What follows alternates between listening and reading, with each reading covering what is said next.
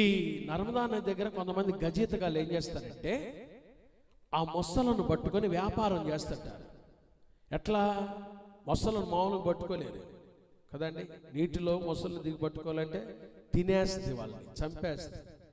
అయితే ఏం చేస్తారు తెలుసా? వీళ్ళు ఈ ఈతగాళ్ళు వేటగాళ్ళు ఏం చేస్తారంటే ఆ మొసలను పట్టుకోవడం, మొసలకి కుక్క మాంసం అంటే చాలా ఇష్టం అంట, చాలా ఇష్టం అంట.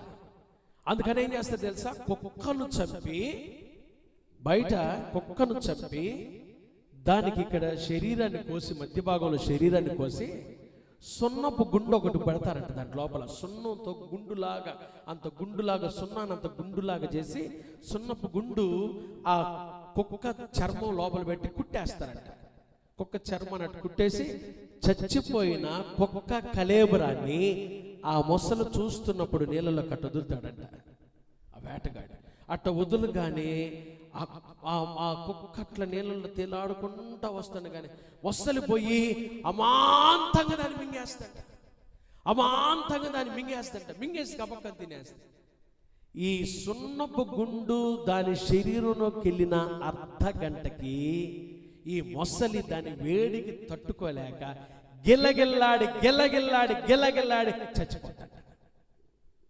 ఆ చచ్చిపోయిన మొసలి కలేబరం బయటకు వస్తే ఈతగాళ్ళు దాన్ని తీసుకొని దాని పైన చర్మాన్ని తీసి దాంతో వస్తువులు చేసి ఎక్స్పోర్ట్ చేస్తుంటారు.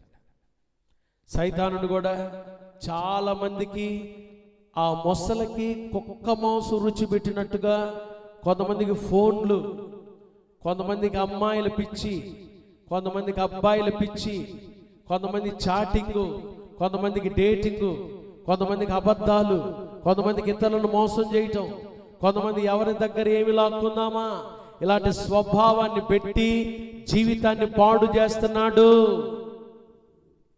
అందుకనే చాలా మంది ఇంకా రక్షణలోకి రాలేదు, రక్షించబడిన అనుభవంలోకి రాలేదు.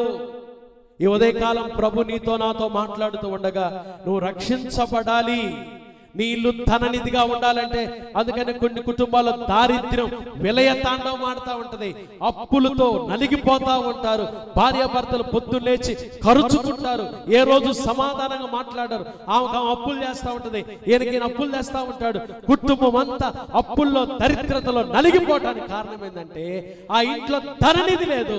ఆ ధననిధి ఏదో కాదు, ప్రభువైన యేసునందు విశ్వాసం ఉంచి రక్షించబడిన అనుభవంలోకి రావాలి. రక్షణ అనే అనుభవం ఏ ఇంటిలో ఉంటుందో ఆ ఇల్లు గొప్ప ధననిధిగా మార్చబడుతుంది. హల్లెలూయా.